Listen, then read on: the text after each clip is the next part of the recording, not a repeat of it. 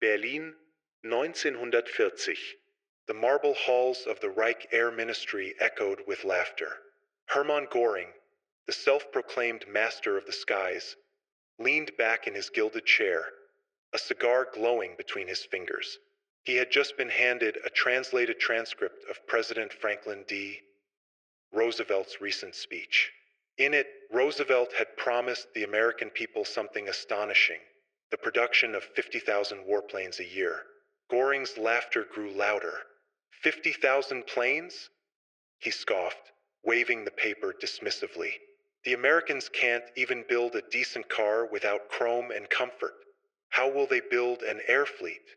Around him, his officers chuckled in agreement, their confidence unshaken. To them, the Luftwaffe was invincible. Sleek Messerschmitts and Stukas ruled the skies from Warsaw to Paris. Europe trembled under their engines. But arrogance has a way of blinding men to reality. Göring believed victory was already written. Germany had conquered Poland, France had fallen in weeks, and Britain was next. The Luftwaffe's superiority seemed absolute. He dismissed American industrial potential as the fantasy of a president desperate to inspire a lazy people. He could not imagine factories where women built planes or car plants turned into bomber lines. He saw America as slow, soft, and unprepared for real war. In those months, Nazi Germany stood at the height of its power. Maps in Göring's office showed Europe painted in gray, the color of control. His air marshals reported record victories, and the propaganda machine praised him as the Eagle of the Reich. His pride was matched only by his blindness. When one of his aides cautiously mentioned the vast resources and manpower of the United States, Göring smirked and replied, "Resources mean nothing if the will is weak." He believed too much in the myth of German superiority, in the discipline of the soldier, the precision of German engineering, and the fear that the swastika inspired across continents. He saw no threat in a nation separated by an ocean, led by what he called shopkeepers and dreamers. But while Göring laughed, ships in American harbors were already unloading raw materials. Engineers worked overnight to retool factories. Men and women stood in long lines outside recruitment offices. Something was stirring, something he could not see through the smoke of his cigar and the fog of his pride. History would later remember that laughter. It was the sound of arrogance before a fall, the echo of a man who mistook temporary triumph for eternal power. And as Göring's voice faded through the corridors of the Reich, somewhere across the Atlantic, the first bolts were being tightened on a machine that would soon outbuild, outfly, and outlast him. In the summer of 1940, the Luftwaffe stood as the pride of Nazi Germany, sleek, powerful, and feared. From the skies above Europe, German pilots ruled with ruthless precision. Their Messerschmitt Bf-109s and Junkers bombers seemed unstoppable, carving through the air with confidence born of countless victories. The fall of France had been quick and humiliating for the Allies. To the world, it looked as though Germany had built an air force that no one could match. Hermann Göring reveled in that illusion. He strutted through airfields in his white uniform, adorned with medals, promising his pilots glory and the spoils of war. "You are the eagles of the Reich," he proclaimed before rows of young men ready to take off. To them, he was almost divine, the architect of a new age of air warfare. Every takeoff felt like destiny, every victory another step toward world domination. German newspapers spoke of the Luftwaffe as if it were invincible. Posters showed Stukas diving from the heavens, engines screaming like thunder, destroying all who dared resist. British cities burned, their skies darkened with smoke. The pilots who returned from missions were hailed as heroes, toasted in officers' clubs filled with champagne and triumph. But beneath the confidence, cracks were forming. Mechanics worked endlessly to repair planes that were pushed beyond their limits. Supplies of fuel and spare parts began to tighten. The Luftwaffe's training program, once rigorous, was now rushed. Pilots were being sent to the front with fewer flight hours than before, but Göring refused to see weakness. "Our spirit," he said, is stronger than any material shortage. In reality, the Luftwaffe's strength had been built on the illusion of endless victory. The skies over Britain were proving far more dangerous than expected.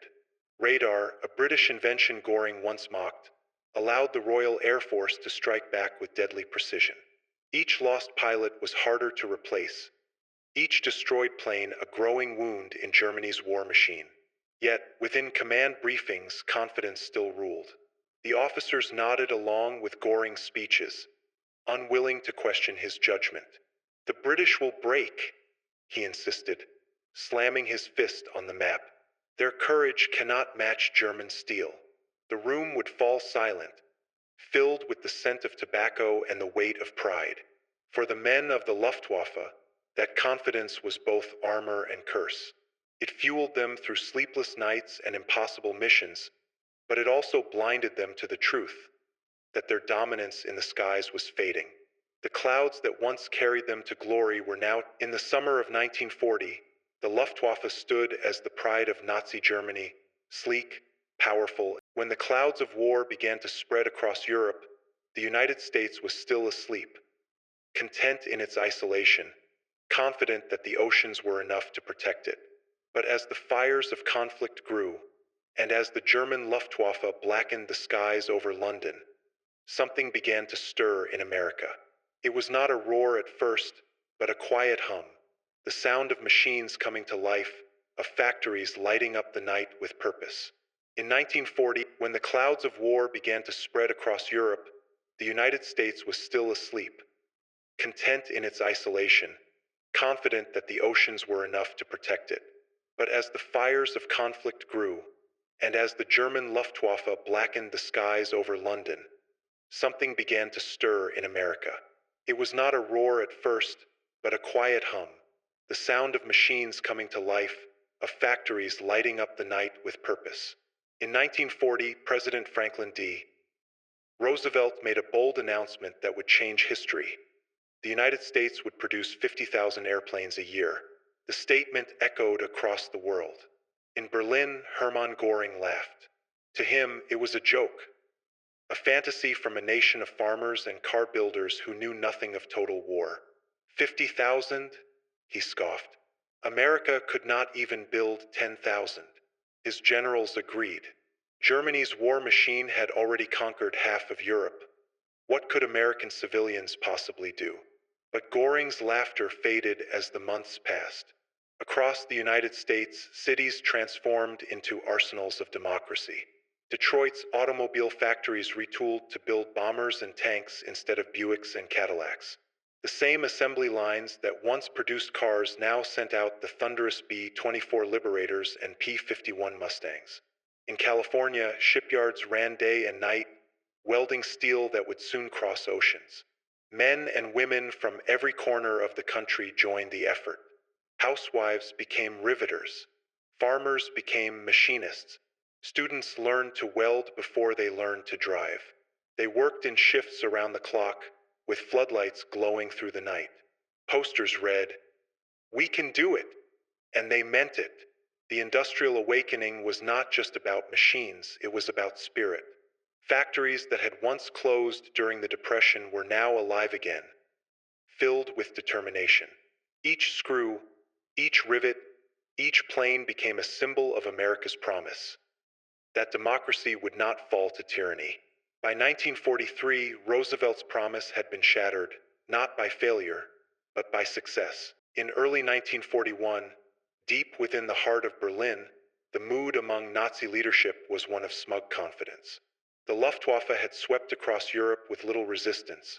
Poland, France, the Low Countries, all had fallen beneath the iron wings of Göring's air fleet. German bombers had turned London into a city of rubble, and the world seemed powerless to stop them. In the marble halls of the Reich Air Ministry, Hermann Göring, Reichsmarschall, commander of the Luftwaffe, and Hitler's most flamboyant ally, stood before his generals in full ceremonial uniform. His chest glittered with medals, his presence commanding and theatrical. On that day, someone brought him news from America. President Franklin D. Roosevelt had publicly declared that the United States would soon produce 50,000 airplanes a year to defend democracy. The room erupted with laughter. Göring grinned, his heavy face folding into amusement. 50,000? He boomed, his voice echoing off the stone walls. The Americans can't even make 10,000. They build refrigerators and automobiles, not fighters and bombers. Officers chuckled in agreement, some shaking their heads, others lighting cigars. To them, the idea of a civilian nation outproducing the Reich's military industry was absurd. Berlin's laughter echoed through propaganda circles. Nazi newspapers mocked Roosevelt's daydream, claiming that German factories already outpaced anything the Americans could imagine. Cartoonists drew images of clumsy American workers hammering airplanes together like toys, while elegant German engineers crafted precision machines. Even Hitler himself reportedly laughed at the notion, calling it another sign of Anglo-American fantasy. But beneath the laughter, a subtle fear lingered, one that few dared to voice aloud. Germany's war industry, though powerful, was stretched thin. The Luftwaffe's losses in the Battle of Britain had been heavier than Göring admitted, and intelligence reports whispered of something troubling: American factories already shifting to 24-hour production. Ford and General Motors were redesigning entire plants. Civilian assembly lines were becoming war machines. Still, Göring brushed it aside. Let them try, he said. By the time they finish their first 50,000 planes, the war will already be over, and we will be victorious. The laughter continued late into the evening, echoing through the corridors of Berlin's ministries and cafes. But as history would show, it was a hollow sound, the laughter of men who could not imagine the tidal wave about to rise across the Atlantic. 2 years later, when the skies over Germany grew dark with the drone of thousands of American bombers, that laughter would be replaced by silence and fear. When the news of war reached America's heartland, Detroit was still the proud capital of the automobile world. The city's skyline gleamed with the success of Ford, Chrysler, and General Motors. The hum of factory lines and the smell of engine oil filled the air, a rhythm that had built America's model. When the news of war reached America's heartland, Detroit was still the proud capital of the automobile world. The city's skyline gleamed with the success of Ford, Chrysler, and General Motors. The hum of factory lines and the smell of engine oil filled the air, a rhythm that had built America's modern age. But after Pearl Harbor, that rhythm changed overnight. In December 1941, President Roosevelt declared that the United States must become the arsenal of democracy. The words echoed through Detroit like a thunderclap. Assembly lines that had produced sedans and coupes were ordered to switch to bombers and tanks. Auto executives, engineers, and factory workers suddenly found themselves drafted, not into combat but into industry. The war would be fought with wrenches, steel, and endless determination. Henry Ford, who had once resisted building weapons, transformed the Ford Motor Company into a war engine. At Willow Run, he created the world's largest factory, a mile-long complex designed to produce the B-24 Liberator bomber. Engineers said it was impossible to mass-produce such a complex aircraft. Ford replied calmly, "We mass-produce automobiles, don't we?" Soon, the factory floor roared to life. Women in overalls riveted metal sheets under the glare of floodlights, their hands steady, their eyes determined. Trucks loaded with parts arrived every hour, while conveyor belts carried half-built bombers past workers who had once assembled family cars. By 1943, Willow Run was rolling out one fully completed B-24 every 63 minutes. Across town, Chrysler began producing tanks, the M3 Lee and the mighty M4 Sherman. General Motors turned its vast plants into facilities for aircraft engines, machine guns, and armored vehicles. The same precision that once went into chrome bumpers now went into building wings and armor plates. The transformation was staggering. Within a single year, Detroit's auto industry went from civilian to military production, creating what journalists called the arsenal of democracy. The city became a symbol of unity, where factory workers, engineers, and everyday citizens fought a different kind of battle. From the sky, the glow of Detroit's factories at night looked like a second sun. Sparks flew from welding torches, and the air trembled with the roar of machinery that never slept. The war effort consumed. The sound of hammers and drills filled the air as a new kind of soldier stepped onto America's front lines. Not with rifles, but with rivet guns. Her name wasn't always Rosie, but by the time her story spread, Rosie the Riveter had become a symbol of strength, determination, and defiance. When the men went off to fight in Europe and the Pacific, the factories back home faced an enormous void. Thousands of skilled laborers had traded their tools for rifles, leaving production lines silent. But the war couldn't wait. The Allies needed bombers, tanks, and ships faster than ever. So the call went out across the nation. Women, your country needs you. At first, many doubted them. Could women really handle the heavy machinery, the heat, the precision of war production? But in Detroit, Seattle, and Los Angeles, they proved the skeptics wrong. Wearing bandanas and coveralls, they picked up rivet guns, climbed scaffolds, and worked shoulder to shoulder, often covered in sweat and grease. Rosie and millions like her became the backbone of the wartime workforce. She fastened the metal plates on B-24 bombers at Ford's Willow Run plant, welded hulls in shipyards, and assembled engines that would power America's tanks across Europe. Her rhythm, the steady tat-tat-tat of the rivet gun, became the heartbeat of the industrial front.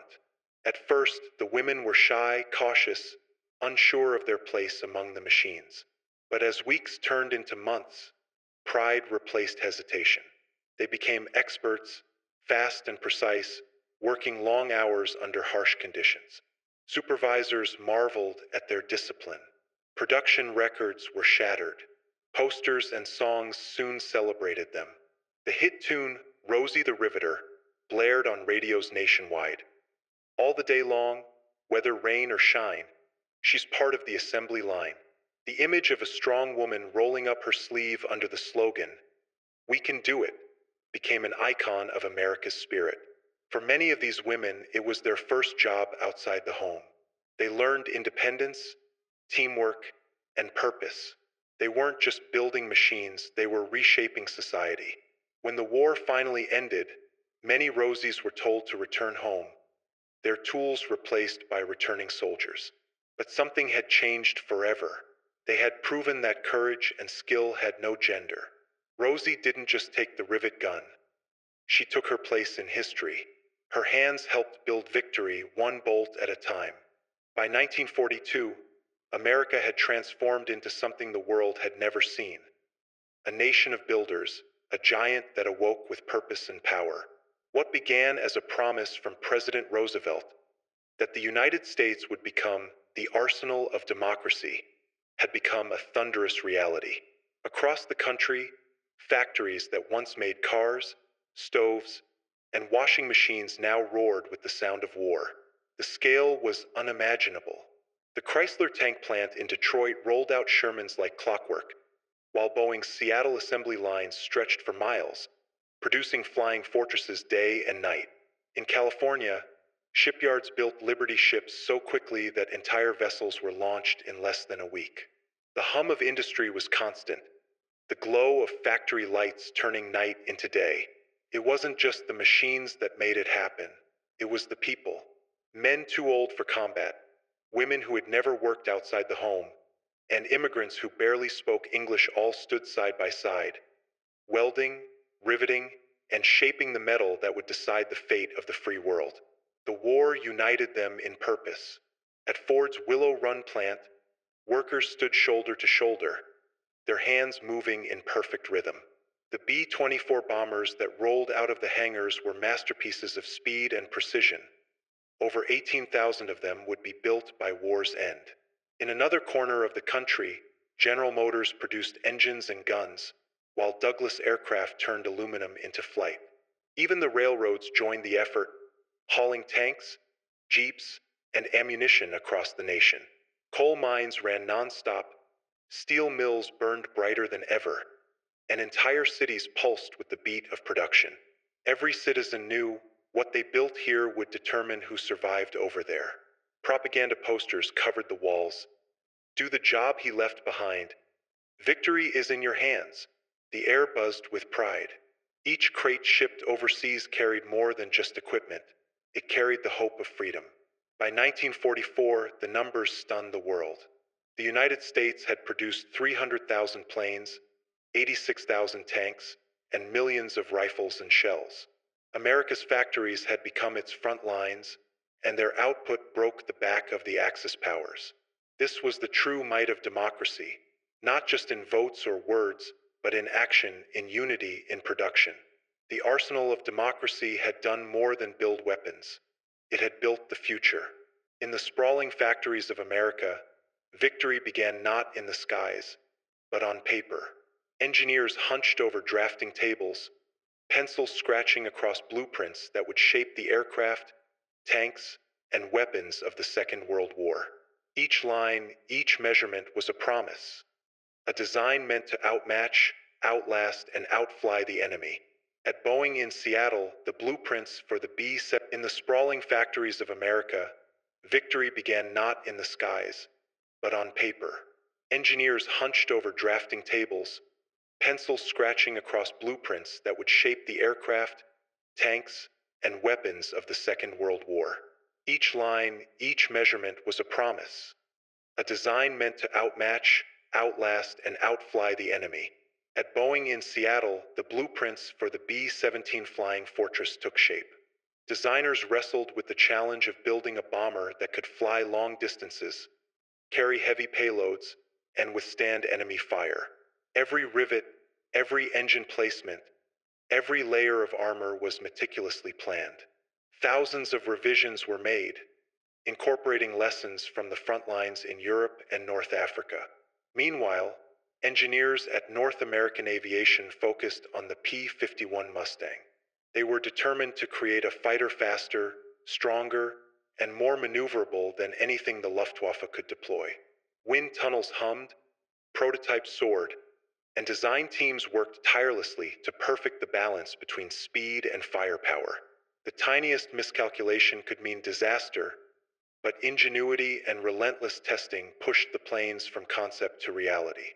Across the country, blueprints were not just sheets of paper, they were lifelines. Ford, General Motors, and other manufacturers received the designs and translated them into machines. Assembly lines moved like clockwork, turning aluminum, steel, and rivets into wings, fuselages, and tanks. The collaboration between engineers and workers became a seamless rhythm, a silent war waged in factories while soldiers fought abroad. The blueprints also carried innovation. Self-sealing fuel tanks, improved gun turrets, and modular engines were all products of careful design thinking. Each improvement was a shield for the men in combat, a step toward turning industrial might into battlefield advantage. By 1943, the fruits of these plans were evident. Bombers patrolled the skies over Europe in formations designed to maximize protection. Fighters escorted them with unmatched range and speed.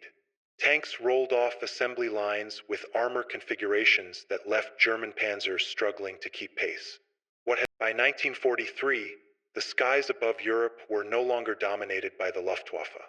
The relentless production of American aircraft, combined with British engineering and strategic planning, had begun to shift the balance of power in the air. The once invincible German fighters now faced squadrons of P-51 Mustangs, B-17 Flying Fortresses, and P-38 Lightnings, their wings cutting through the clouds like the edge of a new reality.